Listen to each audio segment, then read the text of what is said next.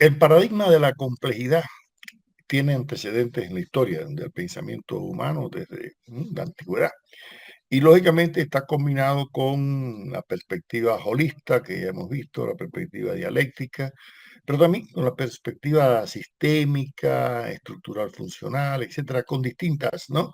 Porque en definitiva los investigadores, los pensadores, los científicos, los filósofos siempre han tratado, ¿no? De una forma u otra de buscar alternativas, ¿no? Para no caer en los reduccionismos epistemológicos que ya hemos visto, ¿no? En videos anteriores, ¿no? Según el epistemólogo cubano Carlos Delgado, que ha trabajado incluso con Edgar Morán en algunos de sus libros, él dice, y aquí lo cito, el desarrollo de las investigaciones de la dinámica no lineal y los debates epistemológicos y metodológicos han tenido un profundo impacto cosmovisivo. Las ideas de la complejidad han traído consigo una reevaluación del holismo, ¿no? Al orientar la investigación hacia el estudio de la totalidad y la consideración de las propiedades emergentes que aparecen en ella. Asimismo, se ha reconsiderado críticamente el reduccionismo como metodología y como procedimiento de indagación. Viejas nociones que contraponían de manera absoluta lo simple y lo complejo han resultado desplazadas y simultáneamente con ello se ha reafirmado la contraposición de lo simple y lo complejo en tanto ideales. La idea de la complejidad del mundo se ha venido abriendo paso y con ella se ha cuestionado ideales modernos como el de la objetividad y dominio del hombre sobre la naturaleza, profundamente arraigados, ¿no? En el pensamiento occidental. En su lugar se ha propuesto la concertación de una nueva alianza, según Prigogine, un nuevo diálogo del hombre con la naturaleza, pues el determinismo, la causalidad y la certidumbre tienen límites impuestos por la creatividad de la naturaleza. Fin de la cita. ¿Qué quiere esto decir? Bueno, aquí pues coincidimos con Carlos en que la complejidad es una especie de antídoto, ¿no? Frente a los reduccionismos, ¿no? Epistemológicos. Y además que en la misma medida en que los investigadores han ido ampliando su radio de conocimiento sobre la naturaleza, sobre la sociedad y sobre el propio pensamiento, se han percatado de la infinita complejidad, ¿no? Del mundo tanto objetivo como subjetivo, y por lo tanto se exige una comprensión holista, dialéctica, como hemos dicho, integral, sistémica, ¿no? O compleja de la realidad, ¿no? Hay muchos autores que han coincidido con esta postura epistemológica de la complejidad. Hoy en día incluso hay maestrías de complejidad, grupos de investigación de complejidad, ¿no? Y muchos filósofos, científicos manejan el concepto, ¿no? Y así ha sido aceptado incluso en el plano pedagógico por la UNESCO, por tanto, incluso se le encargó al epistemólogo francés Edgar Morin, que ya está próximo a cumplir sus 102 años de edad, ¿no? A escribir un libro que se llama Los Siete Saberes de la Educación del Futuro, que es un libro programático, ¿no? De la pedagogía en la perspectiva de la modernidad.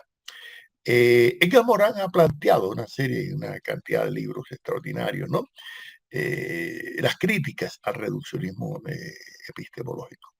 Morin dice, y cito, debemos aprender que la búsqueda de la verdad necesita la búsqueda y elaboración de metapuntos de vista que permitan la reflexividad, que conlleven especialmente la integración del observador, conceptualizador, en la observación-concepción y la ecologización de la observación-concepción en el contexto mental y cultural que es el suyo. Esto lo sostiene, ¿no? En su libro ya referido. ¿Qué quiere decir esto?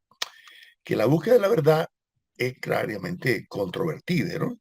Y es controvertible porque hasta ahora han habido conflictos desde la antigüedad hasta nuestros días entre el internalismo y el externalismo, que hemos visto, o sea, pensar que todo procede o del mundo exterior y es un reflejo en el sujeto, o todo es producido, ¿no? Desde la perspectiva interior, ¿no? Y entonces, con bases en la incertidumbre, con bases, ¿no? En la subjetividad, ¿no? Ahora, buscar una adecuada explicación del proceso cognitivo en correspondencia con la complejidad ha inducido a muchos estudiosos a propiciar más un enfoque transdisciplinar en los estudios científicos que los estudios que hasta ahora hemos, ¿no? Además, el enfoque de la complejidad en cierta medida ha tenido terreno fértil de cultivo. ¿Por qué? Porque se ha enfrentado, ¿no?, a algún tipo, a algunos individualismos epistémicos, subjetivistas, que han tomado fuerza, ¿no? Y así lo critica Edgar Morin en su libro El método, ¿no?, del conocimiento, en el que dice, y cito: los principios organizadores del conocimiento humano son los mismos que permiten la construcción subjetiva de la objetividad. Es cierto que un sujeto aislado no puede acceder, sino imperfectamente, al conocimiento objetivo, ¿no? Tiene necesidad de comunicaciones intersubjetivas, confrontaciones y discusiones críticas. Y es el desarrollo histórico de esos procedimientos intersubjetivos de objetivación lo que ha dado nacimiento a la esfera cultural de la objetividad científica. Fin de la cita. O sea, ¿esto en qué quiere decir? Que Morán insiste en la articulación entre los fermentos endógenos y los condicionantes exógenos, ¿no?, que tienen que articularse, que tienen que estar siempre presentes en cualquier paso del conocimiento, ¿no?, de la realidad, en la investigación científica, en el proceso pedagógico, ¿no? O sea que hay que concebir que los sujetos epistémicos, en primer lugar, tienen que autorreconocerse, ¿no?, en la objetividad de esa compleja interrelación de los fenómenos que existen, ¿no?, en la realidad, y buscar la interacción, lógicamente, diríamos dialéctica en este caso, de la realidad. Incluso una vez se le preguntó a Morán por qué él utilizaba el concepto de dialógica en lugar de dialéctica. Y dijo que tal vez porque en Francia estaba un poco desprestigiado, ¿no?, el concepto de dialéctica, y tal vez le iban a tirar tomate, pero que dialógica, tal como él la concibe, en esencia es lo mismo, ¿no?, casi que dialéctica, ¿no?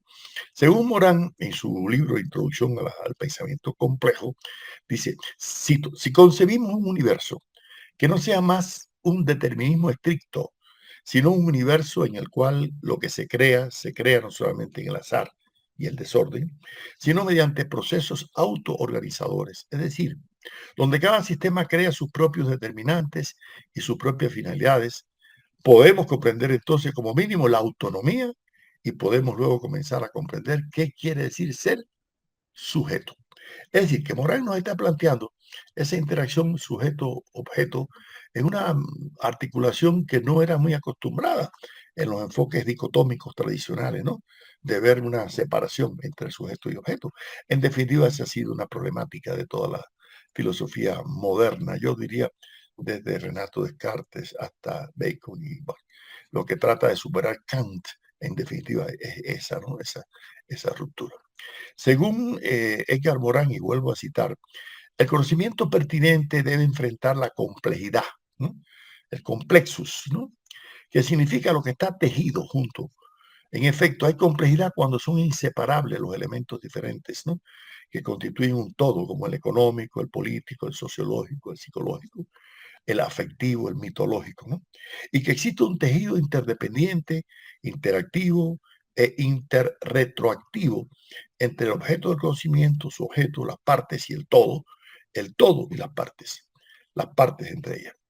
Por esto la complejidad es la unión entre la unidad y la multiplicidad.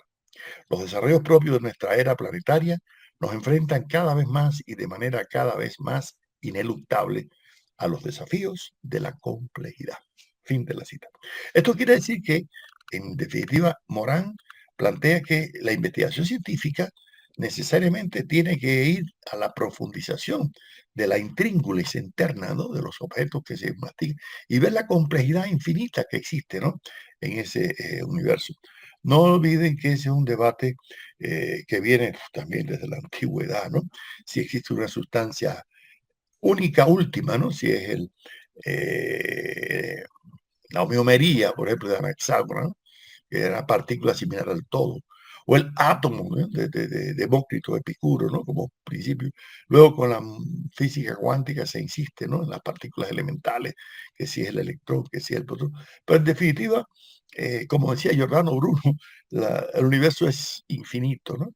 Pero también no diríamos que no es infinito en su expansión, sino infinito en su interioridad, ¿no? Y en esa búsqueda infinita de los elementos que constituyen la esencia, ¿no?, en esa búsqueda realmente aparece un tema que ya tomó fuerza, ¿no?, con Heisenberg, y con la filosofía más actual y la física contemporánea, que es el principio de incertidumbre, ¿no? Según Morán, en su libro El método de la vida, y cito, la incertidumbre del conocimiento no solo se procede de los caracteres aleatorios, indeterminados, ambiguos, desordenados del ecosistema, sino también de los caracteres propios del aparato neurocerebral, encerrado en su caja negra que debe extraer, producir, traducir los eventos y datos del mundo exterior en informaciones y representaciones. La incertidumbre en el conocimiento de la naturaleza está también en la naturaleza del conocimiento, a todos los niveles, pues el problema del conocimiento es el de la incertidumbre. La incertidumbre es a la vez el horizonte, el cáncer, el fermento, el motor del conocimiento, que es lucha permanente contra la incertidumbre. Fin de la cita. Yo quiero aclarar que la concepción de Morán, como la concepción de la mayor parte de los epistemólogos y los que coincidimos con este enfoque, ¿no?, de la complejidad, es que el hecho de la incertidumbre no quiere decir igual al agnosticismo, a que no se puede conocer la naturaleza de los objetos, tanto del mundo físico, biológico, social o del pensamiento. No, es al contrario, es un escepticismo epistémico cargado de optimismo, como lo planteaba Renato Descartes, pero siempre con la duda, con la incertidumbre, ¿no?, de que puede ser enriquecido, ¿no? Y si el investigador científico o el profesor en su práctica docente, no tiene presente estas consideraciones, ¿no?, puede caer en visiones sesgadas. Primero, en cualquiera de los reduccionismos, ¿no?, epistemológicos que hemos visto ya en videos anteriores, ¿no?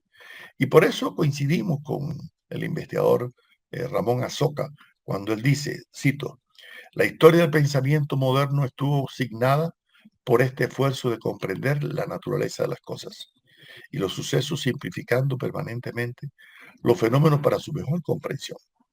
Y fue precisamente bajo el manto de este pensamiento mecanicista que se produjo la reducción de lo complejo a lo simple y la hiperespecialización, fragmentando profundamente el entramado complejo de la realidad hasta llegar a la ilusión de admitir que una mirada reducida sobre lo real puede tomarse por la realidad misma. Fin de la cita. Y ese es uno de los grandes errores que han tenido algunos investigadores, ¿no? Cuando han parcializado un enfoque, ¿no? Porque siempre el investigador tiene que tomar una parcela, ¿no?, de la realidad, una porción, no puede estudiar la realidad en toda su visión integral. Pero si a esa parcela de la realidad le quiere dar, ¿no?, la magnitud y la caracterización de poseer todos los elementos que pueden ser comunes a otras esferas de la realidad del mundo, ¿no?, puede caer en los reduccionismos, ¿no?, que lo hemos anteriormente criticado. Por eso es que Morán hace una propuesta metodológica, según él, este paradigma de la metodología de la complejidad se basa, a su juicio, en tres grandes teorías. Primero, la teoría de la información. ¿Por qué?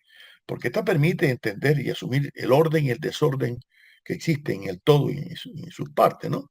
Él dice, cito, la complejidad de la relación orden, desorden, organización surge entonces cuando se constata empíricamente que fenómenos desordenados son necesarios, en ciertas condiciones, en ciertos casos, para la producción de fenómenos organizados, los cuales contribuyen al incremento del orden. Fin de la cita.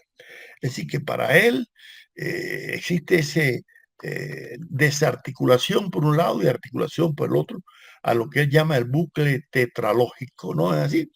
Que, y cito, el bucle tetralógico significa también, y esto lo veremos cada vez mejor, que cuanto más se desarrolla la organización y el orden, más complejos se vuelven, más toleran, utilizan, incluso necesitan del desorden. Dicho de otro modo, los términos de orden, organización, desorden y por supuesto de interacciones se desarrollan mutuamente entre sí. El bucle tetralógico significa pues que no se podría aislar o hipostasiar ninguno de estos elementos. Cada uno adquiere su sentido en su relación con otros y es preciso concebirlos en conjunto, es decir, como términos a la vez complementarios, concurrentes y antagónicos. Así que aquí Morán nos está planteando en su otro libro, La naturaleza de la naturaleza, como parte de su obra magna, El método, que todo está en una concatenación permanente de orden, desorden, nuevas organizaciones, y así, igual que en la realidad se produce esos aparentes caos, rupturas, superaciones, pues también el pensamiento se produce de esa forma en correspondencia con el conocimiento de la realidad. El segundo, la segunda teoría que él plantea, Moran, es la teoría de la cibernética como ciencia del manejo y de la regulación de los sistemas. Yo siempre recuerdo cuando yo estudiaba en Alemania, tuve un amigo judío, un polaco, Vincent von Wroblewski, que me decía, mira Pablo, nosotros los judíos tenemos una visión un poco holista, ¿no?, de la realidad, de los sistemas, y eso nos ha permitido avanzar mucho, ¿no?, en el conocimiento de la naturaleza, del mundo social y del mundo pensamiento. Mira, por ejemplo, ¿quién fue el que descubrió prácticamente las leyes, ¿no?, fundamentales, ¿no?, del mundo físico? Un judío, Albert Einstein, ¿no es así? Bueno, ¿quién fue el que descubrió las leyes fundamentales del desarrollo de la sociedad? Otro judío, Karl Marx. Bueno, ¿y quién descubrió las leyes fundamentales del mundo de la subconsciencia, ¿no?, de la otro judío, Sigmund Freud? Mm. ¿Y quién descubrió, ¿no?, eh, el vínculo entre esas tres grandes esferas? Norbert Wiener, otro judío. Bueno, yo no sé si será cierto o no esta teoría del amigo, ¿no?, Vincent, pero lo cierto es que visiones holistas han permitido a grandes científicos, a grandes investigadores, tener una comprensión, yo diría, sistémica, compleja, dialéctica de la realidad, tanto del mundo físico, social, como de la subjetividad. Y la cibernética hoy en día, miren, facilita la comunicación a través de estos ordenadores, de estos sistemas informáticos, de estas posibilidades de la comunicación, ¿no?, virtual, ¿no?, a través de Internet. Y la teoría de los sistemas es la teoría de los sistemas, que ya la vimos en Bertalanffy, en otros autores, que permite ver la interacción, ¿no?, de las partes y del todo, ¿no?, y de la interacción de toda de la complejidad, ¿no? Por eso los estudios de la complejidad dan lugar, y como dice de nuevo este epistemólogo cubano Carlos Delgado, y cito, el cambio que los estudios de la complejidad y el pensamiento complejo están produciendo en nuestra idea del mundo y la ciencia, en nuestra noción de los ideales y normas del saber científico, es sumamente profundo. Se devela una dialéctica distinta, donde la comprensión de la solución de las contradicciones se aparta de los grandes modelos explicativos elaborados en la historia del pensamiento filosófico, desde la filosofía clásica alemana a nuestros días. La dialéctica de la interrelación predomina sobre la de la contradicción. Con relación a la cosmovisión en su conjunto, el cambio no puede ser más profundo. Una nueva comprensión de la realidad parte todo. Un nuevo planteo del problema de la correlación determinismo-indeterminismo. Ahora, como determinismo caótico, caos determinista, confluencia de la tendencia al orden y al desorden implícitas en los sistemas del caos y del anticaos. Un audaz cuestionamiento de la singularidad de la ciencia, el papel de las matemáticas y las ciencias formales. Y por último, una fuerte tendencia hacia la superación de los paradigmas positivistas en filosofía de la ciencia, así como en nuestro modo de concebir la relación del hombre con el mundo. Fin de la cita. Como ustedes pueden ver en este planteamiento de Carlos, hay un supuesto que yo comparto, ¿no? Y es que, en primer lugar, en toda la teoría de la complejidad, igual que en todas las visiones que hemos visto como antídoto frente a los reduccionismos epistemológicos, en los enfoques dialécticos, holísticos, complejos, o en los enfoques postcoloniales y decoloniales que vamos a ver en el próximo video, hay una crítica al positivismo. Pero como más adelante en otro video analizaremos, y esta fue la tesis principal de primera tesis doctoral en la Universidad de Leipzig, hay mucho que aprender del positivismo, aunque también hay mucho que criticar. Por lo tanto, se puede criticar, pero no ignorar, ¿no?, los enfoques positivistas, y eso tiene que tenerlo presente, ¿no? cualquier investigador. Hay que tener en cuenta de que lo que dice Morán y lo que sostiene la teoría de la complejidad es que en este orden, desorden, nuevas organizaciones, hay un caos, porque el caos es una forma de orden también, ¿no es así? Entonces, conclusión, estos son lo que constituyen las teorías básicas de los enfoques transdisciplinares propios, ¿no? De la teoría de la complejidad. Ahora, no hay duda que detrás de la concepción de Morán descansa una visión monista materialista, ¿no? Como todo holismo de la realidad, no dualista de la realidad, ¿no?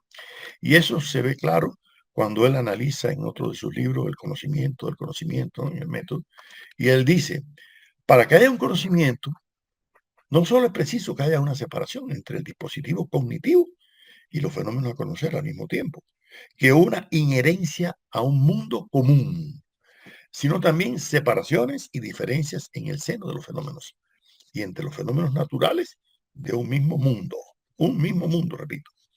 Correlativamente, para que haya un mundo fenoménico, es preciso que a la vez sea uno y diverso. Es decir, que los fenómenos sean inherentes a él, al mismo tiempo que son diferentes y separados. Un mundo totalmente indistinto no puede acceder a la existencia fenoménica, como nos lo indica la actual versión de los orígenes. El mundo nace de una explosión separadora y el desmigajamiento es su primera condición de ascensión a la existencia. De este modo, las condiciones de existencia del conocimiento son las mismas que las condiciones de existencia de su mundo. Uno y otro nacen de la separación. Fin de la cita. ¿Esto qué quiere decir? Que a partir de una visión monista de la realidad del mundo, de la unidad del mundo tanto en el cosmos físico, ¿no? A partir de la teoría del Big Bang, como también de la concepción de que hay una unidad del pensamiento para la comprensión de esa diversidad, ¿no? En cierta medida esto podría tal vez coincidir con la tesis de Spencer, que veremos más, ¿verdad? De la transformación del homogéneo indefinido, ¿no? Heterogéneo definido, pero ya eso sería otro tema. Ahora, lo cierto es que en el pensamiento de Morán descansa una visión totalmente optimista epistemológica, ¿no? Que aunque sea paradójico el proceso de conocimiento de la realidad, siempre hay algo en lo cual nos podemos afianzar, siempre hay algo en lo cual podemos comprender, siempre podemos ir logrando a través de verdades relativas el contenido objetivo, ¿no? De la verdad, de una verdad que no es absoluta en extremo, porque esa verdad absoluta no existe, a no ser que se admita, ¿no? Como Dios o como una entidad de otra naturaleza, pero ya esos son terrenos de la religión y no de la ciencia o de la filosofía, ¿no? ¿Sí? Por eso, Morán, ¿qué nos dice? Cito, seguimos necesitando recurrir a lo real. Pero, ¿qué es precisamente lo real? Sino aquello que la idea nos designa como tal. Lo real no imperativo, como se cree. Sus apariencias son frágiles y su esencia está oculta o es desconocida. Su materia, su origen, su fundamento, su devenir son inciertos. Su complejidad está tejida de incertidumbre. De ahí su extrema debilidad ante la suprarrealidad formidable del mito, la religión, la ideología e incluso de una idea. La idea de real es en sí misma una idea reificada. Recuerden que reis en latín viene de res, de las cosas, ¿no? Que nos presenta un real demasiado sólido, demasiado sustancial, demasiado evidente. Repitámoslo. No basta con rechazar la idea para encontrar lo real y lo concreto. La idea de concretud también corre el riesgo del idealismo. La idea de que lo concreto está fuera de la idea es en sí misma una idea que se toma por lo concreto. Si lo concreto es lo inmediato, solo se le alcanza por la mediación, ¿no? Al menos de una representación, que es una reconstrucción o una traducción mental, cultural, social. Si lo concreto es lo total, nunca se le dará alcance. Las realidades que conocemos son traducciones en ideas de una realidad que es no ideal. Y sin embargo son las ideas, las teorías, las que nos permiten reconocer las debilidades y las incertidumbres de lo real. Son ideas las que nos permiten concebir las carencias y peligros de la idea misma, ¿no? La idea de que hay que rechazar las ideas es una idea de rechazo. Ahí la paradoja insalvable. Debemos llevar una lucha crucial contra las ideas, pero solo podemos hacerlo con ayuda de las ideas. Todo diálogo con el mundo, con lo real, con los demás, con nosotros mismos, pasa por la mediación de nuestras palabras. Enuncia ideas, teorías e incluso mitos, y no podemos soñar con desembarazarnos de ellos. La mediación de las ideas es inevitable, indispensable. Fin de la cita. Yo creo que aquí Morán nos está dando una indicación de que independientemente que asumamos una postura crítica frente a cualquier tipo de idealismo, lo mismo objetivo como el de Hegel o subjetivo como el de Berkeley, ¿no? O cualquier postura agnóstica que se esconde detrás de hermenéuticas como la de Nietzsche, al plantear que solamente podemos tener interpretaciones y no conocimiento de la verdad, y que la verdad es una falacia. Sin embargo, Morán está reivindicando el papel tan importante de las ideas. Y eso viene desde la antigüedad. Ya los sofistas como Gorgias decía, la paradoja que en un final no nos podemos emancipar de las ideas, porque en un final con palabras construimos, ¿no?, el conocimiento de la realidad. Claro que él lo llevaba a hiperbolizar la palabra, ¿no? Y tampoco podemos subestimar el papel tan importante de las palabras, como vamos a ver más adelante en otros videos, cuando analicemos el positivismo lógico o el positivismo lingüístico, y la significación que han dado Wittgenstein, Russell, Quine, Frege, todos estos grandes filósofos del siglo XX que han contribuido y han enriquecido el conocimiento, ¿no?, de la filosofía al profundizar en algo tan importante como son las palabras, las oraciones, las proposiciones lógicas, ¿no es así? Por lo tanto, no podemos caer. Y hay que buscar el núcleo racional que hay detrás de cada uno de estos, ¿no? Porque además, detrás de algunos de ellos se esconde a veces de una forma muy vergonzante posturas materialistas, aunque no lo digan directamente, ¿no?